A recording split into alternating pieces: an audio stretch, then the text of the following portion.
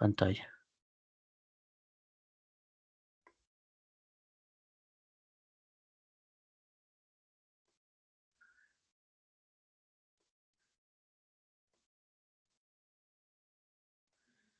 Y chicos, ¿están viendo esto? Anatomía de órganos endopélvicos masculinos. Sí, doctor. Ya, gracias, chicos. Confiemos que hoy día no tengamos problema de...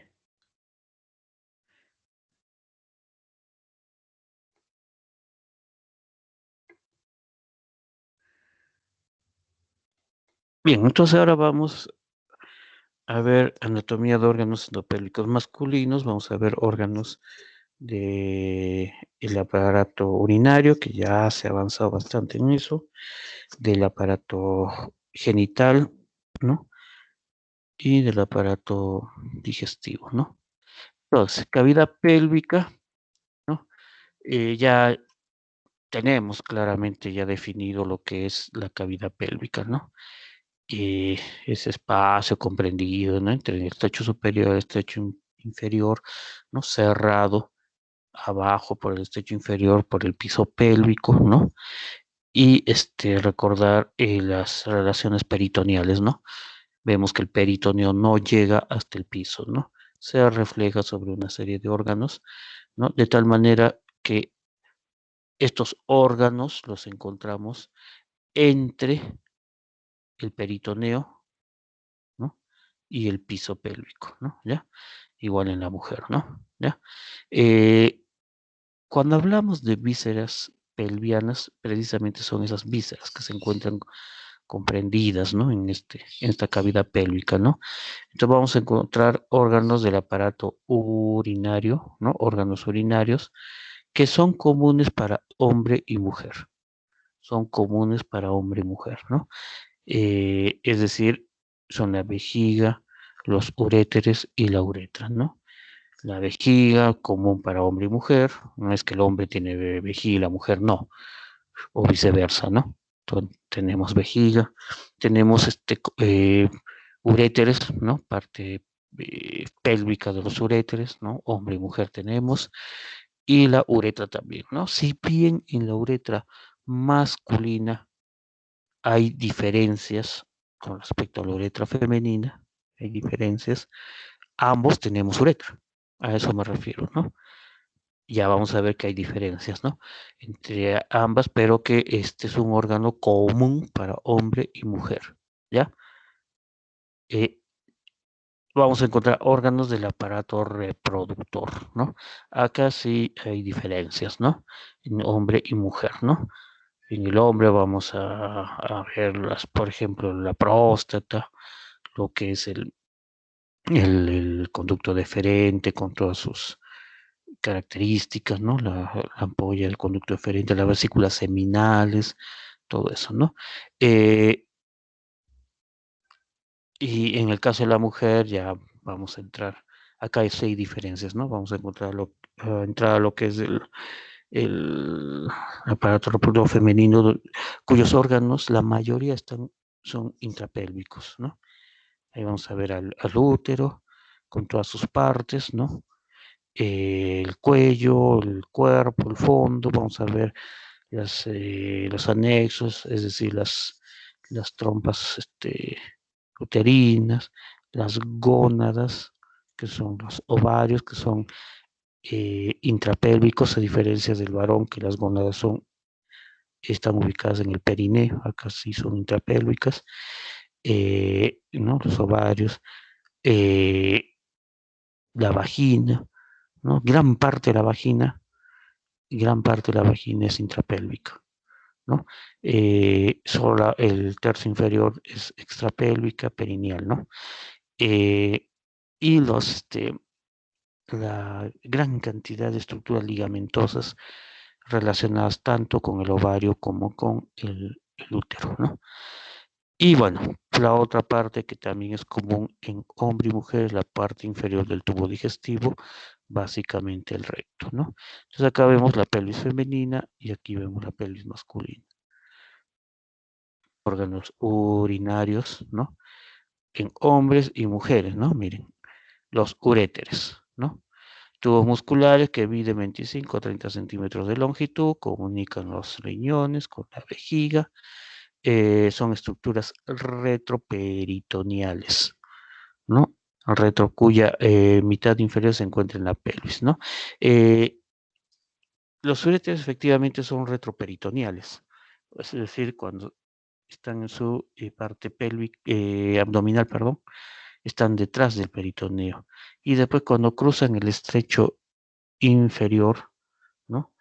El estrecho inferior, superior, perdón, entran a la pelvis y se vuelven subperitoneales, es decir, por debajo del peritoneo. Ya hemos visto que el peritoneo no llega hasta el piso, ¿no? Se vuelven subperitoneales, ¿no? El uréter izquierdo, el uréter izquierdo generalmente se ubica debajo, por debajo de la raíz del meso del colon sigmoides, ¿no? Recordemos que este meso del colon sigmoides, ¿no? Está formado por peritoneo, ¿no? Y tiene una dirección más o menos transversal dirigiéndose, la raíz, ¿no? Del meso sigmoides tiene una dirección transversal dirigiéndose hacia el estrecho superior, ¿no? En algunos casos dicen que puede no tener una dirección transversal, sino que se eleva un poquito hacia, cuando se acerca al estrecho superior, formando una especie de fosa ahí, ¿no? ¿Ya? La fosa intersigmoidea, ¿no? Y esta raíz de este meso llega a la articulación sacroiliaca izquierda. Ahí es donde ¿cómo se llama? El uréter está por debajo, ¿ya? El uréter izquierdo está por debajo y de ahí ingresa a la cavidad pélvica, ¿no? Y se vuelve subperitoneal, ¿no? Sigue una dirección posterior-inferior en las paredes laterales de la pelvis, por fuera del peritoneo pélvico y por delante de las arterias ilíacas internas, ¿no? En el hombre, perdón, en el hombre posterolateral al conducto deferente, entra por el ángulo posterior superior de la vejiga, encima de la vesícula seminal, ¿ya? Entonces no nos olvidemos, ¿no? En el hombre, el uréter guarda relación con el conducto deferente, ¿no? Se ubica por detrás, ¿no? Del conducto deferente, ¿no? Cuando se encuentra en la parte posterior de la vejiga, ¿no? Entra por el ángulo posterior superior de la vejiga, encima de la vesícula seminal. Estas relaciones importantes. En la mujer, medial al origen de la arteria uterina hasta las venas ciáticas. Se ubica en el ángulo posterior superior de la vejiga, ¿no? Entonces, la principal relación en el caso de la mujer, de los uréteres, es con la arteria uterina, ¿no? ¿Ya? Y vamos a ver que el uréter es cruzado por encima por la arteria uterina, ¿ya? Esta arteria uterina, recordemos, no va por la base del ligamento ancho, ¿no? Y el uréter, ¿no? Lo tenemos que se dirige hacia la vejiga, ¿no? Entonces, hay una parte donde se cruzan ambas estructuras, ¿no? La arteria uterina pasa por encima del uréter, ¿no? ¿Ya? Pasa por encima y por delante, ¿no? Ese entrecruzamiento entre estas dos estructuras se da a pocos centímetros del borde lateral del útero. Irrigación, ¿no?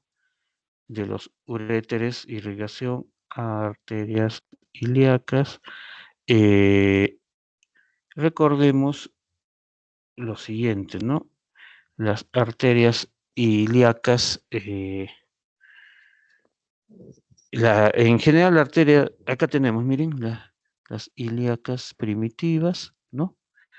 Estas ilíacas primitivas van a dar las ilíacas externas, las ilíacas internas, ¿no? Las ilíacas externas, las ilíacas internas, ¿no? ¿Cómo se llama? La hipogástrica o ilíaca interna va a dar lugar dos troncos, ¿no? El anterior y posterior. Del anterior nacen una serie de vasitos, ¿no? De todos esos vasitos, vamos a ver, ¿no? Que hay las vesicales superiores, que son ramas de de la arteria umbilical, ¿no? Vamos a tener las arterias vesicales inferiores, ¿no? Que también son ramas de la ilíaca, del tronco anterior de la ilíaca interna o hipogástrica, ¿no? Esta da irrigación a los uréteres. Los uréteres también pueden recibir una irrigación a partir de la arteria deferencial. La arteria deferencial es una rama de la umbilical, que es la primera rama de la hipogástrica, del tronco anterior de la hipogástrica, ¿no? Esta umbilical que da las vesicales superiores, que se continúa como los ligamentos umbilicales laterales. Esta umbilical en su origen, ¿no? Prácticamente en su origen va a dar ahí la arteria deferencial, la cual, también llamada vesículo deferencial porque da ramas para la porción intrapélvica del conducto deferente, para la vesícula seminal, puede dar también para la, la, la, la vejiga, ¿no? Y también puede dar algunas ramitas para los uréteres, ¿ya? ¿No? También puede dar, pero básicamente la principal fuente de sangre, ¿no? La irrigación está a cargo de la arteria vesical inferior. En el caso de la mujer, las arterias uterinas también dan, ¿no? Además de la vesical inferior, también puede dar las arterias uterinas. El drenaje venoso, venas ureterales que acompañan a las arterias y reciben los mismos nombres, ¿ya? La inervación de los uréteres. Eh, Nervios ureterales, ¿no? Que están formando un plexo, ¿no? Derivados de los plexos autónomos adyacentes, ¿no? Y estos, ¿no? Derivan, ¿no? De los plexos autónomos renal, aórtico e hipogástrico, ¿no? Hay que tener en cuenta lo siguiente, ¿no? Que también pueden tener a partir del plexo renal, del plexo aórtico, que son superiores, y básicamente del plexo hipogástrico inferior o plexo pelviano, ¿no? Entonces, va a tener una inervación de tipo simpático y parasimpático, ¿no? ¿Ya? El parasimpático, ¿no? Aportado por los nervios esplagno-pélvicos o nervios erectores, ¿no? ¿Ya? Y se originan de las astas laterales de L1 a L2, ¿ya? Entonces hay una inervación de tipo autónomo, tanto simpático como parasimpático. La uretra, ¿no? No sé por qué a veces confunden uréter con uretra, ¿no? Es totalmente diferente. La uretra es el conducto, ¿no? Que va de la vejiga hasta el exterior, ¿no? No llega a la vejiga, el que llega es el uretra, ¿no?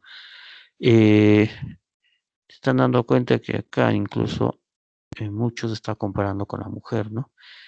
Entonces, ya vamos estableciendo nuestras diferencias, ¿no? En cuanto a lo que es urinario, perdón, y igualito se va a hacer en la parte final del tubo digestivo, en el recto, ¿no? Que es la uretra conducto por donde pasa la orina desde la vejiga hasta el exterior, ¿no? Recordemos que la vejiga actúa como un reservorio de orina, ¿no? Sufre un llenado, ¿no? En el cual hay un equilibrio fino entre lo que es el simpático y parasimpático, que yo lo expliqué, ¿no? ¿Ya? Muy bien. En el hombre, además, forma parte del sistema reproductor, ¿no? Esta uretra en el varón, ¿no? Vamos a ver que además de ser la vía por la cual sale la orina al exterior, también es el camino por el cual salen, ¿no? Tanto los espermatozoides como las secreciones de las glándulas prostáticas en vesículas seminales, ¿no? Todo lo que constituye el semen, ¿no? Sale por la uretra, ¿ya? Sale por la uretra. Por eso dice, en el hombre, además forma parte del sistema reproductor.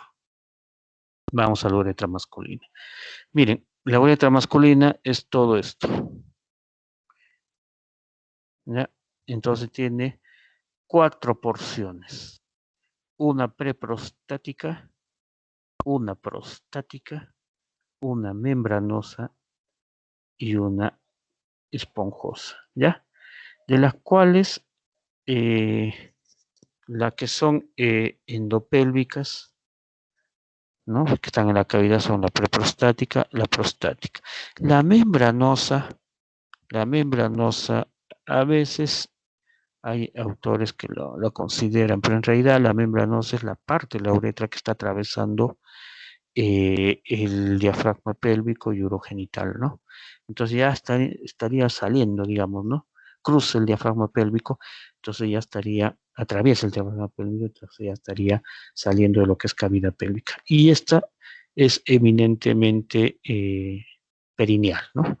Que lo vamos a ver cuando hagamos periné anterior masculino, ¿no?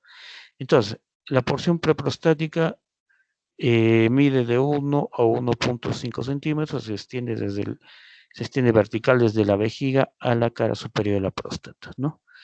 Es este pedacito de acá, ¿no? Que se correspondería básicamente, ¿no? Correspondería básicamente a lo que es la parte de la uretra que está atravesando el espesor, ¿no? Del músculo vesical, ¿no? A nivel del cuello vesical, ¿no? La porción prostática es ya esta, que está ya rodeada de la próstata, ¿no? 4 centímetros termina cuando se rodea del esfínter externo, ¿no? Del esfínter externo. Esta porción, ¿no?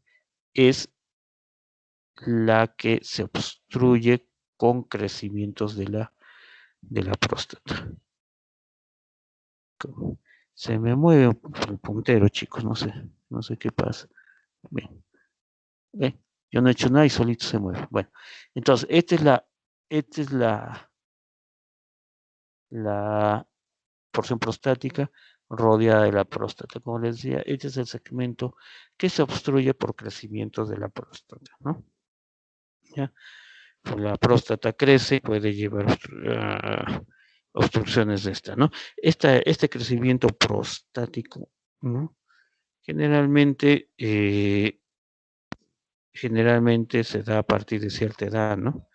45, 50 años ya empieza a haber un crecimiento, en la mayoría de casos de tipo benigno, ¿no? Que se conoce como hiperplasia, más que hipertrofia, hiperplasia benigna de próstata, ¿no? Es un crecimiento que a la larga lleva obstrucción del uretra, entonces va a llevar a una serie de problemas en el varón, ¿no?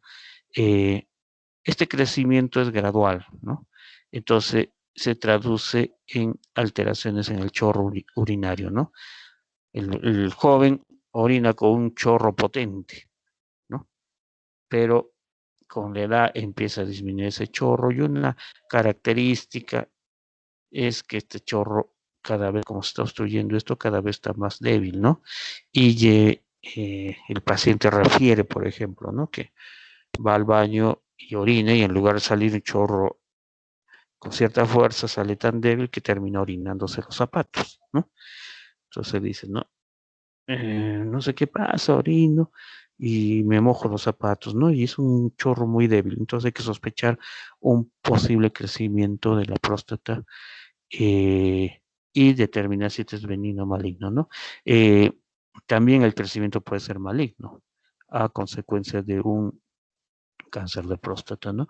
Por eso es importante además de una serie de estudios, un tacto rectal, ¿no? Porque ya hemos visto que la próstata puede ser abordada fácilmente a través de el tacto rectal, ¿no? Sobre todo lo que es el lóbulo posterior, ¿no? Entonces, la consistencia de esta próstata es una consistencia renitente, ¿no? ¿Cómo es la consistencia renitente? La misma del apex nasal, ¿no? O sea, de la punta de la nariz, ¿no? Tóquense ustedes y aprieten y van a sentir que hay una cierta consistencia, ni muy dura ni muy blanda, ¿no?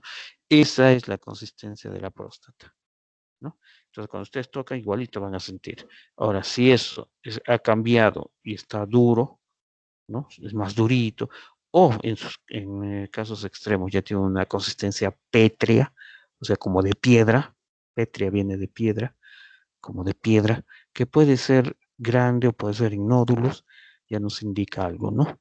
Nos indica que puede haber un proceso maligno ahí. Bien, entonces, no se olviden, ¿no? Lo que es ¿no? Y acá tenemos, ¿no? La primera porción, la segunda porción. La tercera porción, la membranosa, que está cruzando, atravesando, ¿no? El diafragma pélvico, el diafragma urogenital, ¿no? Eh, la porción membranosa es una parte especialmente susceptible a romperse en traumatismos de pelvis, ¿no? Cuando hay un traumatismo de pelvis, provoca un desplazamiento del diafragma, ¿no? Pélvico y la membrana perineal se desplazan y lleva a que se desgarre esta porción de la uretra, ¿no? Se desgarra, ¿no? Y esos desplazamientos del diafragma generalmente se debe a fracturas de la pelvis ósea. Hemos visto que este diafragma pélvico tiene inserciones en la pelvis ósea, ¿no? Hemos visto, ¿no? En el pubis, en el coxis, ¿no? En el arco tendinoso, ¿no? Que es del obturador interno, que a la vez está insertado, ¿no? Tiene un origen en el hueso. Entonces, si todo ese armazón se altera, desplaza esto y puede llevar a desgarros de este segmento de la uretra, ¿no? Masculina. Eso, por ejemplo, se da en fracturas de pelvis, ¿no? Eh, Fracturas de pelvis, por ejemplo, un aplastamiento antero-posterior de la pelvis, ¿no? Como se da en el caso de atropellos, ¿no? Un atropello puede llevar a que se aplaste la pelvis, ¿no? Se fracture totalmente la pelvis, se pierde todo y lleva a desgarros de esto. O en el caso de accidentes de tránsito, ¿no? Son muy frecuentes los traumatismos de la uretra. Esta es la que más fácilmente se rompe. Y bueno, y la uretra esponjosa, que viene a ser todo esto, ¿no?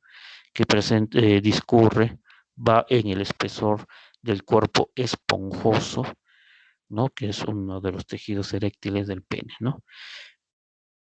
Hacia el dorso tenemos los cuerpos cavernosos y ventralmente el cuerpo esponjoso. Ahí corre la uretra esponjosa en el espesor del cuerpo esponjoso, ya presenta una pequeña dilatación ya antes de terminar que se conoce como fosita navicular y de ahí ya se sale, continúa con el método urinario, ¿no? ¿Ya? Tiene, como vemos, un ángulo posterior y un ángulo anterior, ¿ya? Se dice que la uretra prostática y membranosa se les llama uretra posterior y la esponjosa uretra anterior, ¿no? Entonces, conducto largo extendido desde el cuello y la vejiga hasta el extremo libre del pene. Dirección describe dos curvas, una curva posterior, ¿no? Y una curva anterior, ¿ya? ¿No? Lo de posterior y anterior está en relación con el pubis, ¿ya? Está por detrás, miren, esta curva y esta curva por delante. Entonces hay un ángulo infrapúbico, vértice de la primera curva, ¿no? Y un ángulo prepúbico, vértice de la segunda curva, ¿no? Acá en relación con el ligamento suspensorio del pene, ¿no? ¿Ya? Entonces no se olviden curva posterior, curva anterior, ¿ya? Ángulo infrapúbico, ¿no? Vértice de la primera curvita, infrapúbico debajo del pubis, ¿no? Y ángulo prepúbico delante del pubis, ¿no? Vértice de la segunda curvita. Acá está la segunda curvita y acá está la primera curva, ¿ya? No se olvide. Ahora, conformación interior. Hemos visto, ¿no? La uretra en toda su extensión. Ahora vamos a ver cómo es por dentro, ¿ya? Sobre todo lo que es la uretra prostática, donde eh, hay algunas estructuras muy importantes. Entonces, nosotros para ver la uretra prostática, cuando hacíamos la disección, debemos tener en cuenta lo siguiente, ¿no? Esta uretra prostática se encuentra en el espesor de cruzando a la próstata, ¿no? Entonces abordábamos esta uretra prostática por su cara anterior, ya que la uretra prostática cruza efectivamente la próstata, pero más tirado hacia adelante, no exactamente en la mitad, sino más tirado hacia adelante, y abandona la próstata no por el vértice de la próstata. Vamos a ver que la próstata tiene la forma de una perinvertida, ¿no? Con una base superior y un vértice inferior. Entonces lo lógico sería que cruce por la mitad y salga por el vértice. No, está tirado más hacia adelante y abandona la próstata más en la parte anterior por encima del vértice, ¿ya? ¿Ya? Entonces, por ahí lo abordamos, ¿no? Y cortamos la pared anterior de la uretra prostática, lo cortamos en sentido longitudinal y la abrimos, de tal manera que accedemos a la pared posterior de la uretra prostática, ¿no? Entonces, en esta pared posterior vamos a encontrar el verum montanum, el orificio de las glándulas prostáticas y el utrículo prostático, ¿no? Entonces, miren, hemos abierto la uretra por su cara anterior y esto es la cara posterior, ¿no? Entonces recordemos que que la, la, en la vejiga encontramos una dilatación que era la úvula. A continuación de la úvula vamos a encontrar la cresta uretral. Esta cresta uretral se va a dilatar, ¿no? Para formar esta estructura que es el colículo seminal o verumontano, ¿ya? Colículo seminal o verumontano, ¿ya? Entonces la cresta se dilata para formar el colículo seminal o verumontano, ¿ya? ¿Estamos? Eh, entonces este verumontanum o colículo seminal es una prominencia oblonga de 12 a 14 milímetros, ¿no? De largo, 1 milímetro de ancho y 1 o 2 milímetros de alto, ¿no? ¿Qué nos dice esto? Que es una dilatación, pero no solo es una dilatación en sentido lateral, sino tiene altura, ¿no? Es como que fuera una montañita, ¿no? Algo así, ¿ya? Situada en la pared posterior de la uretra prostática, ¿no? Extremidad superior, frenillos del vero, ¿no? Extremo superior que viene con estos frenillos del vero, ¿no? ¿No? Se continúa con la cresta uretral y en extremo inferior también se continúa con una pequeña cresta uretral. Tiene una base y un vértice. Imaginémonos como que es una montañita, ¿no? Una montaña ahí. Y esta montañita va a tener una base y un vértice, ¿no? ¿Ya? Utrículo se abre en el vértice del vero, conducto impar de 10 a 21 centímetros de largo, no, se dirige a la base de la próstata. Acá es milímetros, ¿no? Un errorcito acá. Bien, este no es tan grande, ¿no? Este es milímetros. Milímetros. Entonces, ¿no? Este es el utrículo prostático. Si fuera 10 a 21 centímetros sería, está bien, ¿no? Es milímetros, ¿no? ¿Ya? Hay un error acá. Corregir. Y miren, es esto de acá.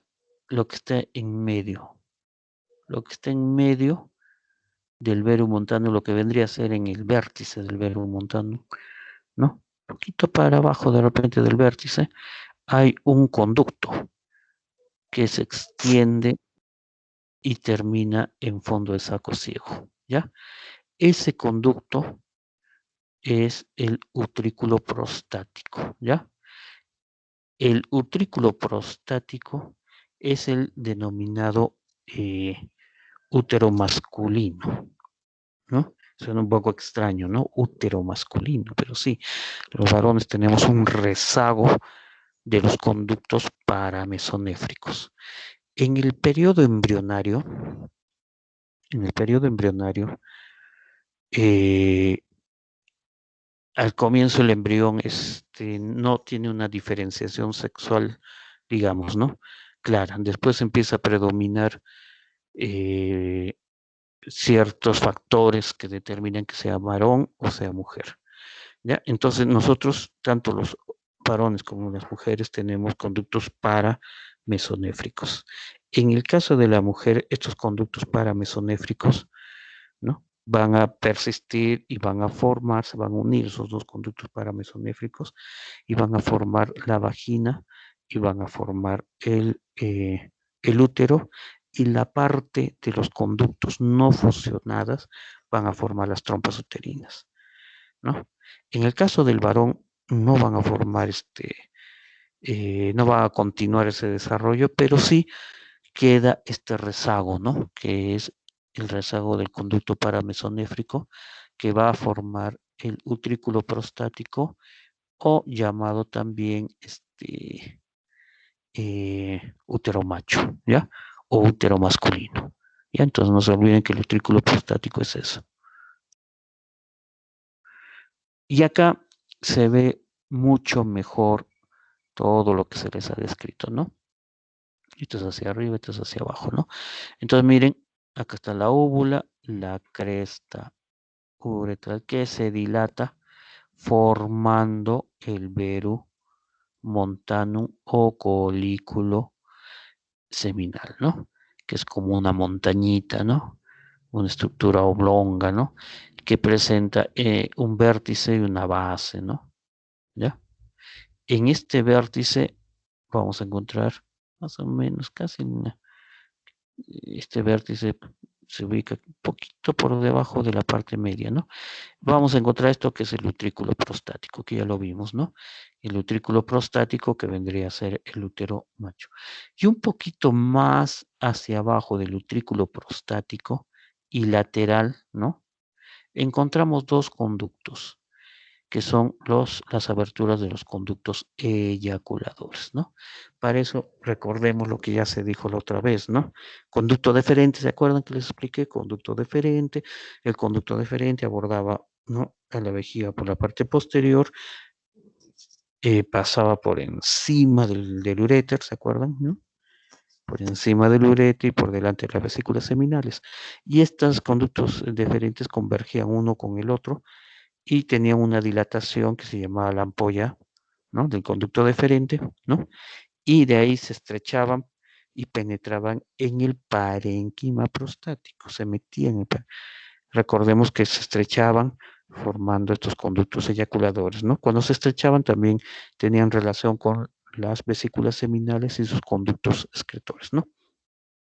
Entonces, estos conductos eyaculadores, ¿no?, tienen un trayecto por el parénquima prostático y terminan desembocando acá. Entonces, estas son las aberturas de los conductos eyaculadores, ¿ya? En el cadáver era un poquito difícil observarlo, eran muy pequeños, ¿no? Entonces, en las prácticas cadavéricas era un poquito difícil, ¿no? Un poquito, a veces con lupa teníamos que buscarlo, ¿no? El referente que nos ayuda a ver el utrículo, ¿no? ubicamos el vero, el utrículo y por ahí abajo. En cambio, en el ser vivo es más permeable, ¿no? Incluso permite la introducción de catéteres acá, ¿no? Pero en el cadáver como que se oblitera, se cierra y es un poquito difícil, ¿no? No se olviden. Muy bien. Lateralmente al verumontano, lateralmente, vamos a encontrar una zona de depresión, ¿no? Una zona hundida, ¿no? Si quieren, ¿no? Con un sentido longitudinal, ¿no? Una orientación longitudinal, ¿no? Esos son los senos uretrales, esta parte hundida, ¿no? Y en esos senos uretrales vamos a encontrar un montón de conductitos, ¿no? Que son las aberturas de los conductos eh, de las glándulas prostáticas, ¿no? La próstata está constituida por una gran cantidad de glándulas, ¿ya? Se dice que en el periodo embrionario la próstata se originó a partir de la pared de la uretra prostática, o sea, de la pared de la uretra empezó a crecer la próstata. Entonces, la próstata se origina de la pared, ¿no? Entonces, por lo tanto, tiene conductos, ¿no? Y estas estructuras, la próstata está formada por gran cantidad de estructuras glandulares, ¿ya? Y entre las estructuras glandulares hay gran cantidad de tejido fibromuscular en el cual predomina el músculo liso. Este músculo liso está gobernado también por el simpático, ¿ya? Entonces, cuando actúa el simpático, contrae este músculo liso y hace que se contraigan estas glándulas y viertan su secreción acá, ¿ya? Bien. Eh, Miren acá, este es el esfínter externo y este es el esfínter interno. No se olviden que este esfínter interno, músculo liso, está manejado por el sistema autónomo, ¿no? Está manejado por el, el simpático, ¿no? Entonces, cuando actúa el simpático, produce la contracción de la próstata, ¿no? También de las vesículas seminales, hace que aumente el tono de esto, se cierre y recuerden que teníamos el trígono vesical, ¿no? ¿Se acuerdan? ¿No? También por el simpático, hace que la mucosa del trígono vesical baje y cierre. Todo esto lleva a que se cierre esto de tal manera que cuando se produce la eyaculación no se va el semen por acá, sino se va el semen por esta dirección, ¿ya? La irrigación de la uretra, ¿no? Dos porciones proximales, ramas prostáticas de las arterias vesicales inferiores, ¿no? ¿No? Las dos porciones proximales, básicamente, ¿no? Eh, ¿No? Lo que es eh, la uretra prostática, ¿no? Arterias vesicales inferiores, el drenaje venas vesicales inferiores, básicamente la irrigación de la uretra a cargo de las vesicales inferiores, ¿no? Y su drenaje venoso a través de las venas vesicales inferiores, ¿no?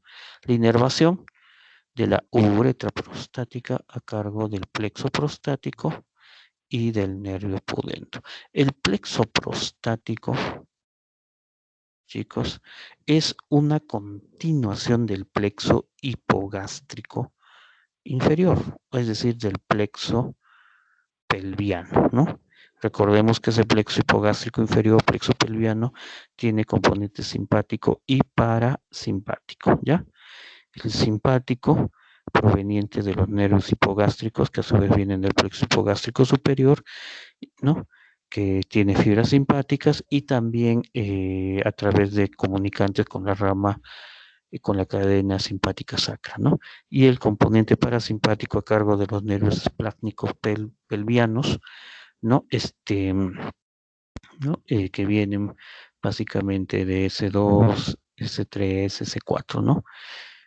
Sobre todo S3. El S3 es el principal componente de los nervios esplácnicos pelvianos, ¿ya? El principal componente. Muy bien,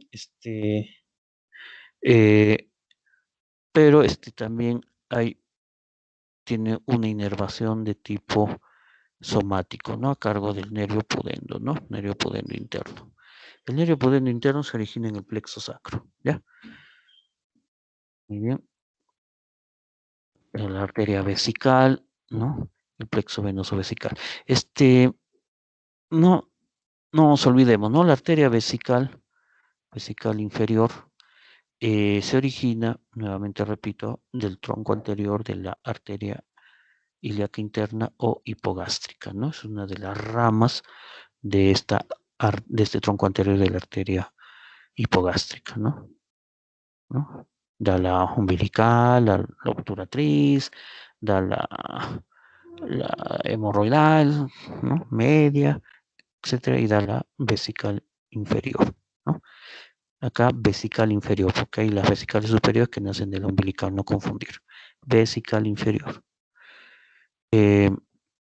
Órganos genitales masculinos internos, aparato reproductor, genitales comprenden testículos, epidídimo, conducto deferente, vesículas seminales, conductos eyaculares, próstata, bulbouretrales, ¿no?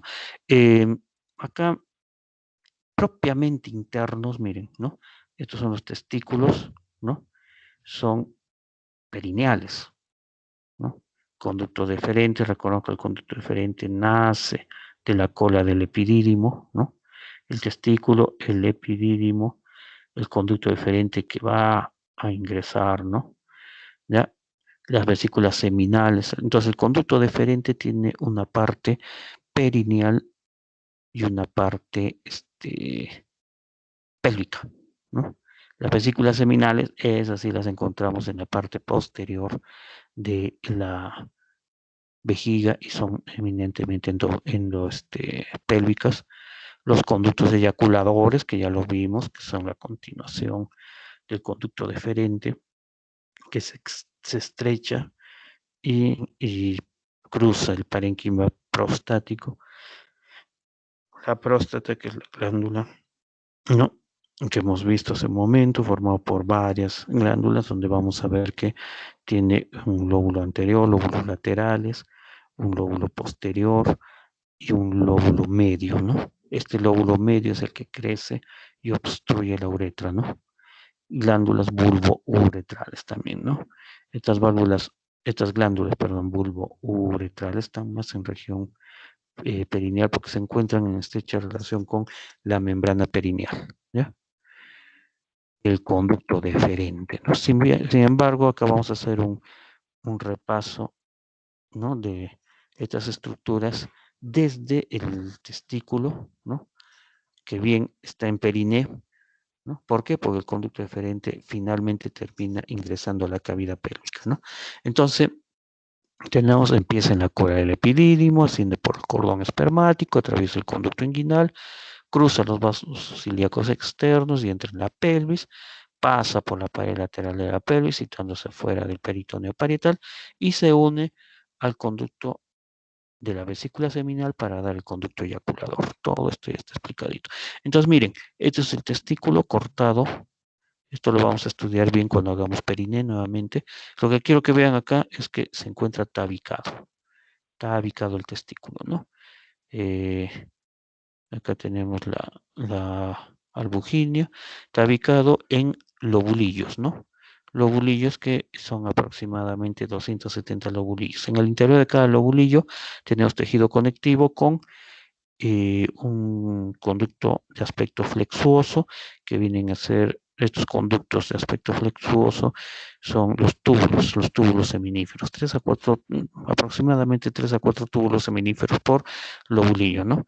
Y entre los túbulos seminíferos, recordemos que hay tejido conectivo donde encontramos las células eh, intersticiales o de Leydig, ¿no? Ahora, estos túbulos seminíferos presentan un epitelio, ya lo vimos, ¿no? Un epitelio seminífero formado por las células de Sertoli que alojan, sustentan, ¿no? A las células germinativas que son los espermatocitos, los espermatogonias, espermatocitos de primer orden, de segundo orden, espermátides y espermatozoides, ¿no? Muy bien. Estos terminan en la red de testis, ¿no? Acá se vuelven rectos, tienen un trayecto tortuoso, acá rectos, terminan en la red de testis, los conos deferentes, que se continúan con el epidídimo que tiene su cabeza, su cuerpo y su cola. Y la continuación de la cola es el conducto deferente, ¿no? Que lo vemos acá. Y este conducto deferente, como bien dice acá, ingresa al conducto inguinal a través del anillo inguinal superficial, ¿no? Que está formado, ¿no? Por la aponeurosis del oblicuo mayor, y de ahí discurre, si quieren, ¿no? Por el conducto inguinal acompañado de los vasos espermáticos, ¿no?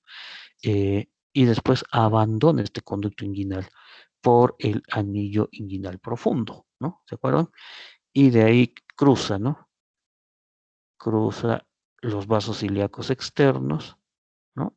Y entra a la pelvis, cruza el estrecho superior. En la pelvis se ubica en la pared lateral de la pelvis, ¿no? Y luego aborda a la vejiga por la parte posterior, ¿no? Donde confluye con el contralateral, ¿no? Y todo ya lo que se les ha explicado, ¿no? Irrigación arteria vesical inferior, ¿no? Del conducto deferente, ¿no? A cargo de la arteria vesical inferior. Recordemos que el conducto deferente tiene un trayecto largo, miren, ¿no? Lo que se les ha dicho, ¿no? Entonces va a tener en su porción intrapélvica, va a estar irrigado por la arteria vesical inferior, pero también va a recibir irrigación de la arteria testicular, ¿no? ¿Ya? La arteria testicular, ¿ya? De, ¿no? De los vasos espermáticos, ¿no? La arteria testicular, ¿no? O arteria espermática que se origina en la aorta. Drenaje venoso, venas acompañan las arterias y tienen nombres similares. Inervación a cargo del plexo hipogástrico inferior, el conducto deferente. Vesículas seminales, ya las hemos visto, son estas estructuras en forma sacular, ¿no? Estructuras elongadas de 5 centímetros se encuentran entre el fondo de la vejiga y el recto, segrega un líquido alcalino que se mezcla con el esperma, extremos superiores tapizados por peritoneo por detrás de los uretres. Recordemos que estas formaciones saculares, ¿no? Su extremo superior, ¿por qué se dice tapizado por el peritoneo? Porque el peritoneo cubre a la vejiga, recuerden, y de ahí va por la parte posterior de la vejiga hasta llegar al extremo superior de las vesículas seminales, donde se refleja para formar el fondo de saco vésico, recto vesical, ¿no? O fondo de saco de Douglas, ¿no? ¿Ya? Entonces, no se olviden eso, ¿no? Por eso les dice que el extremo superior está tapizado por el peritoneo. De ahí hacia abajo ya es subperitoneal, ¿ya? Se agrega un líquido alcalino que se mezcla, ¿no? Pues con los espermatozoides que están llegando por el conducto deferente. Recordemos que los espermatozoides se capacitan, maduran en el epidídimo, ¿no? Y de ahí van por el conducto deferente, entonces reciben esta secreción y a nivel de la uretra, recordemos que, ¿cómo se llama? Eh, hay los conductos, ¿no? Eyaculador, entonces ahí llegan los espermatozoides con el líquido seminal y ahí se agregan la secreción prostática, ¿no? Todo eso va a formar el semen, ¿ya? El semen. Irrigación, ¿ya? Del conducto deferente a cargo de la arteria vesical inferior. Puede contribuir también la arteria rectal media, el drenaje venoso, venas acompañan a las arterias, tienen nombres similares. Y inervación, nervio lumbar superior e hipogástrico, ¿no? Porque acá, miren, básicamente es por la vesícula seminal, eh, por el hipogástrico inferior, ¿no? O plexo pelviano, pero también puede recibir del nervio lumbar superior, ¿no? A través de sus raíces anteriores, ¿no? Conductos eyaculadores, ¿no? Recordemos lo siguiente, ¿no? El conducto deferente, recordemos, se dilata formando la ampolla del conducto y después se estrecha, ¿no? Y ahí en ese estrechamiento se le une la vesícula seminal, ¿no? Se le termina uniendo, ¿no? Miren acá, es el conducto deferente, se le une y esa unión va a formar el conducto eyaculador, que es el que cruza todo el parénquima prostático, ¿no? Para terminar en el verum montanum, ¿no? En la uretra prostática, ¿no? Cada conducto es un tubo fino que surge de la unión de la vesícula seminal, el conducto de la vesícula seminal con el conducto deferente, ¿no? ¿Ya? Mide aproximadamente, son aproximadamente unos 3, 4 centímetros, ¿no? Nace cerca del cuello de la vejiga y discurre próximos a la porción posterior de la próstata, ¿ya? La próstata, vamos a avanzar rápido. La próstata, ya la hemos visto, acá la tenemos, la próstata, ¿ya? Mide aproximadamente 3 centímetros y es la glándula accesoria mayor del aparato reproductor masculino. La próstata posee una base y un vértice, ¿no? La base íntimamente relacionada con la vejiga, ¿no? Tiene la forma más o menos piriforme, ¿no? Con una base hacia arriba y un vértice hacia abajo. El vértice en contacto con la fascia de la cara superior del esfínter uretral, ¿no? Y descansa, recuerden, esta base descansa en el pubococcigio del elevador del ano. ¿Se acuerdan que había unas fibras del pubococcigio del elevador del ano, unas fibras tiradas hacia la línea media, diferenciadas, ¿no? Que le decíamos el elevador de la próstata, ¿se acuerdan? ¿No? Entonces ahí está en contacto, ¿ya? La cara posterior relacionada con la ampolla del recto, ¿no? Donde se puede hacer el tacto rectal, y las caras inferolaterales relacionadas con el músculo elevador del ano, ¿no? En el vértice y estas caras son las que se relacionan con el elevador de la próstata, ¿no? Que es parte del elevador del ano. Presenta lóbulos, un lóbulo anterior delante de la uretra, que generalmente tiene un surco medio llamado istmo, el lóbulo posterior detrás de la uretra, los lóbulos laterales acá del lado de la uretra y el lóbulo medio. El lóbulo medio se encuentra entre la uretra y los conductos eyaculadores, ¿ya? Recordemos que los conductos eyaculadores tienen un trayecto en la próstata, ¿no? Entonces, entre estos conductos eyaculadores y la uretra, la pared posterior de la uretra, ahí se encuentra el lóbulo medio. Es este lóbulo medio el responsable del crecimiento, de la obstrucción, su crecimiento, mejor dicho, es el responsable de la obstrucción de la uretra, ¿no? De la uretra prostática, ¿ya? ¿No? Y acá las tienen las diferentes partes. Conductos prostáticos se ven principalmente en los surcos situados a cada lado del colículo seminal en la pared posterior, ¿no? En los surcos laterales o senos, ¿no? Senos uretrales, ¿no? Irrigación de la próstata, arteria vesical inferior, arteria rectal media, arteria pudendus también, ¿no? Drenaje venoso, plexo venoso prostático. Inervación, nervios esplácnicos de la pelvis, plexo hipogástrico inferior. Recordemos que los nervios esplácnicos forman parte del plexo hipogástrico inferior. Entonces, básicamente, quien lo inerva es el plexo prostático, que no es otra cosa que una continuación del plexo hipogástrico inferior o plexo pelviano. Entonces tiene una inervación autónoma de tipo simpático y parasimpático, ¿ya? El recto, esto ya lo hemos visto, ¿no? El recto, ya conocido por ustedes, ¿no? Porción inferior del tubo digestivo, estructura que se continúa por encima con el cono sigmoides, a la altura de C3, por debajo, en el borde, con el conducto anal que termina en el ano, ¿no? Entonces no nos olvidemos que se extiende desde C3 hasta el ángulo perineal, ¿no? Tiene 3 curvaturas laterales, superior, inferior, media, hacia la izquierda. Estas curvaturas están dadas en una vista anterior, ¿no? Y está dado, recuerden, por las, las válvulas semilunares o válvulas de Houston, ¿no? Determinan que el recto no sea recto, tenga una forma como en S, ¿no?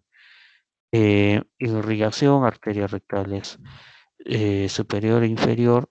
Recordemos que las arterias rectales o hemorroidales superiores son ramas de la mesentérica inferior, ¿no? Y la inferior es hemorroidal inferior, es rama de la arteria pudenda interna, que a su vez es rama del tronco anterior de la arteria ilíaca interna o hipogástrica.